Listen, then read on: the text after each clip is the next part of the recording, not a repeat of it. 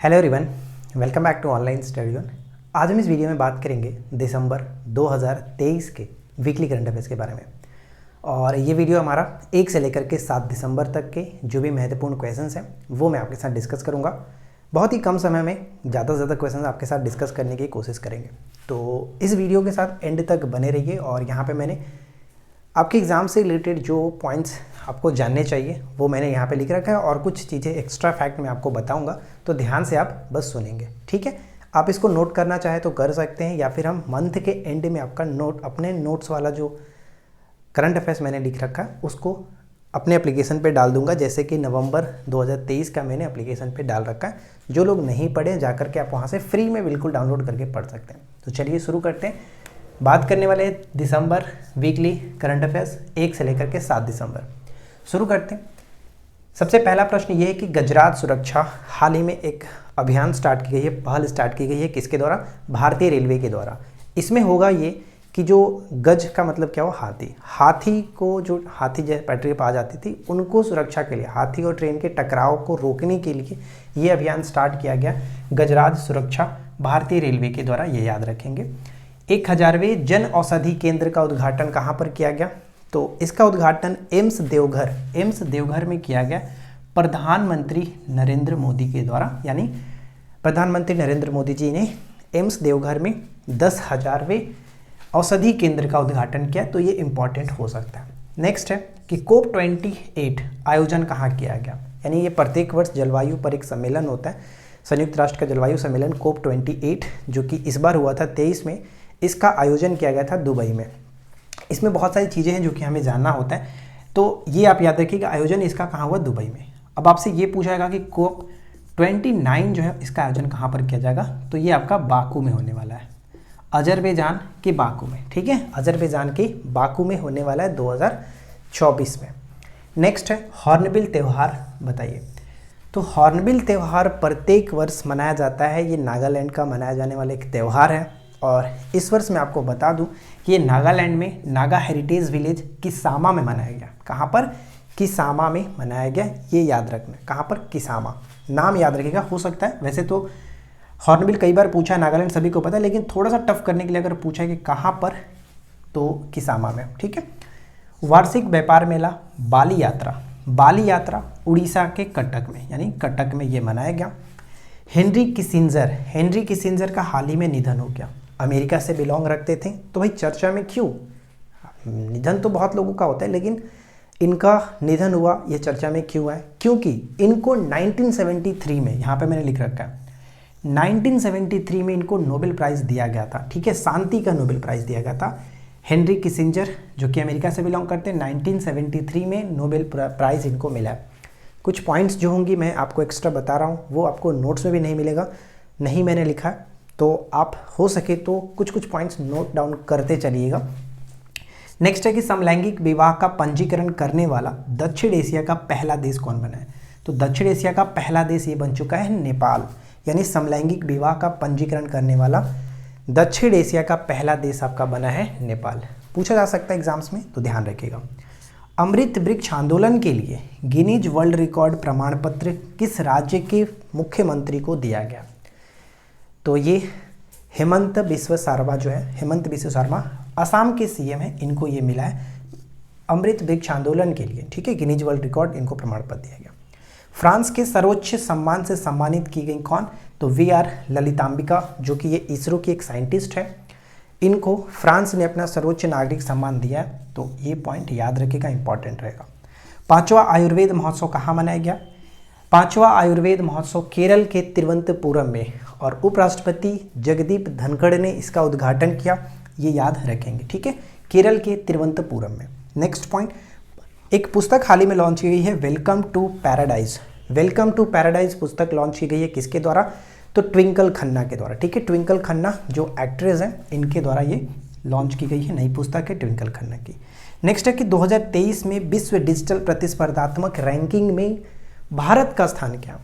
Digital प्रतिस्पर्धात्मक सूचकांक में रैंकिंग में भारत 49 रैंक पर है, 49 रैंक पर है। तो बात आती है फर्स्ट पे कौन है? फर्स्ट पे आपका USA आता है, ये चीज़ याद रखिएगा, फर्स्ट USA, राइट। नेक्स्ट है कि फिरोज़ाबाद जो कि यूपी में पड़ता है, इसका नया नाम क्या होगा? इसका नया नाम कर दिया गया है चंद्र नगर, ठीक है, इसका नया नाम हो गया आपका चंद्र नगर। तो इधर कोई दिक्कत नहीं है। चलिए आगे बढ़ते हैं। अब नेक्स्ट पॉइंट आता है। नेक्स्ट पॉइंट हमारा है कि राष्ट्रीय प्रदूषण नियंत्रण दिवस मनाया जाता है। प्रत्येक वर्ष राष्ट्रीय प्रदूषण नियंत्रण दिवस 2 दिसंबर को हम लोग मनाते हैं। जब आपको पता होगा कि 2 से 3 दिसंबर 1984 में जो भोपाल गैस ट्रेजेडी हुआ था, जिसमें MIC गैस लीक हुआ था, यानी कि मिथाइल आइसोसाइनाइड गैस लीक हुआ था, उसके स्मरण में ये प्रत्येक वर्ष मनाया जाता है राष्ट्रीय प्रदूषण नियंत्रण दिवस 2 दिसंबर को, ठीक है। साथ ही साथ कंप्यूटर साक्षरता दिवस भी 2 दिसंबर को मनाते हैं, इसे याद रखेंगे, ठीक है फ्रेंड्स। चलिए, इस बेस पर एक फिल्म भी आई है हाल ही में, द रेलवे मैन। अगर आपने नहीं देखा है तो देखिए, काफ़ी अच्छा वो मूवी है। चलिए नेक्स्ट पॉइंट आता है, भारतीय लेखिका को फ्रांसीसी साहित्य सम्मान दिया गया, यानी भारतीय लेखिका को फ्रांसीसी साहित्य सम्मान दिया गया। उनका नाम क्या है? तो आरसिया सत्तार, ठीक है, आरसिया सत्तार इनका नाम है, जिनको हाल ही में फ्रांसीसी साहित्य सम्मान दिया गया। नेक्स्ट आता है आपका UN नानसेन शरणार्थी पुरस्कार होता है। एक्चुअली यहाँ पे सिर्फ और सिर्फ मैंने UN नानसेन, नॉनसेंस नहीं कह रहा हूँ, नानसेन, ठीक है। UN नानसेन शरणार्थी पुरस्कार मिला है अब्दुल्लाही, कहीं कहीं मायर लिखता है, कहीं कहीं मीरे लिखता है, तो अब्दुल्लाही बस याद रखिए, काम चल जाएगा, अब्दुल्लाही मीरे। सोमाली के एक्चुअली ये खास करके हैं, इनको हाल ही में UN नानसेन शरणार्थी पुरस्कार दिया गया। विस्थापित बच्चों को शिक्षा के अधिकार को दिलाने के संदर्भ में ये चीज़ इनको मिला है, ठीक है। RBI ने सूचना आदान प्रदान करने के लिए किस बैंक के साथ समझौता किया? तो RBI ने हाल ही में सूचना के आदान प्रदान करने के लिए बैंक ऑफ इंग्लैंड के साथ एक समझौता किया, ये चीज़ याद रखिएगा, बैंक ऑफ इंग्लैंड के साथ। तो इसको BOI हम लिख सकते हैं, बैंक ऑफ इंडिया मत समझ लेना, BOI। दुनिया का पहला पोर्टेबल हॉस्पिटल का उद्घाटन कहाँ पर किया गया? पोर्टेबल का मतलब क्या होता है? मतलब कि आप इसको आसानी से कहीं इधर उधर कर सकते हैं, ठीक है।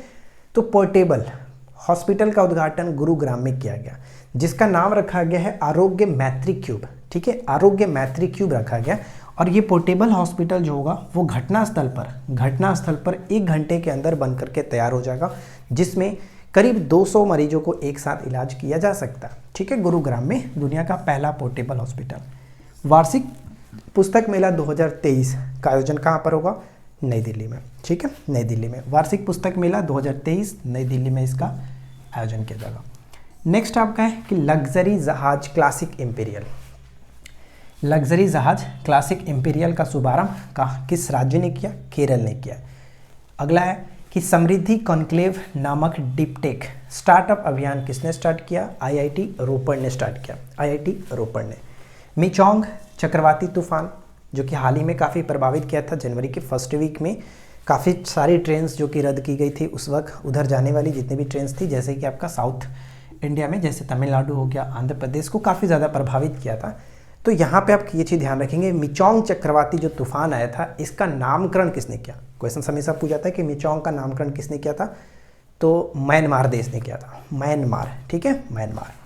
अगला है कि सांस्कृतिक पर्यटन पर 6ठा अंतर्राष्ट्रीय लघु फिल्म महोत्सव कहाँ आयोजन किया गया? तो इसका आयोजन किया गया वाराणसी के अंतर्गत, ठीक है, वाराणसी के अंतर्गत इसका आयोजन किया गया। सांस्कृतिक पर्यटन पर 6ठा अंतर्राष्ट्रीय लघु फिल्म। एक्सरे पोलारीमीटर उपग्रह कौन लॉन्च करेगा? तो एक्सरे पोलारीमीटर उपग्रह इसरो लॉन्च करेगा।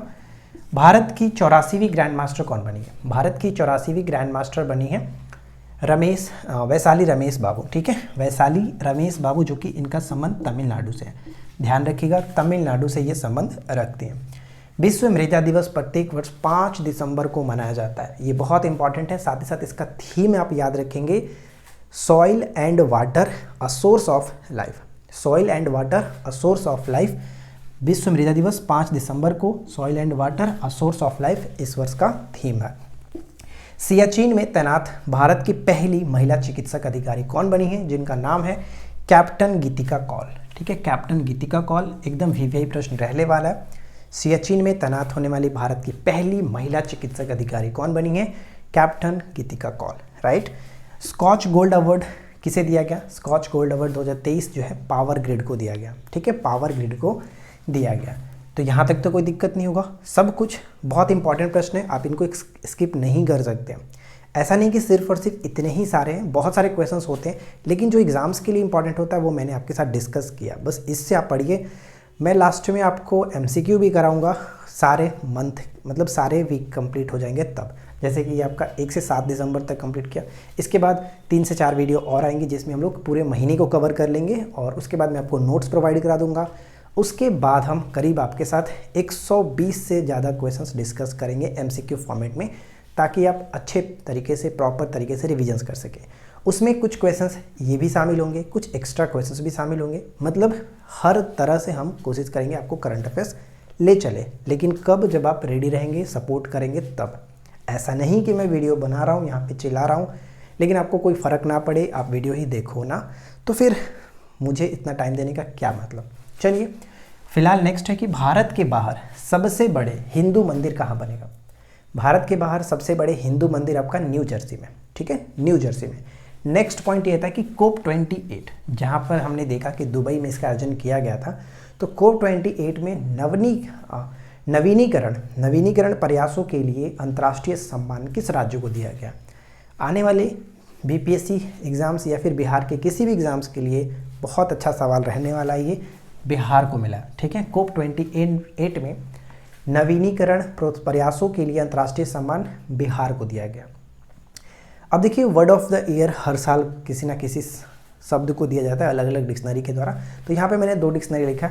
कॉलिंस डिक्शनरी ने हाल ही में 2023 में वर्ड ऑफ द ईयर चुना है AI को, जबकि ऑक्सफोर्ड डिक्शनरी ने रिज शब्द को इस वर्ष का वर्ड ऑफ द ईयर 2023 चुना है, ठीक है। तो ये दोनों याद रखिए, और बाकी हम आपको नेक्स्ट वीक के जो वीडियो होंगी उसमें आपको बताएंगे। तो उम्मीद है कि ये छोटा सा वीडियो और हमारा इस तरह के करंट अफेयर्स का प्रयास आपको कैसा लगा, कमेंट करके ज़रूर बताइएगा।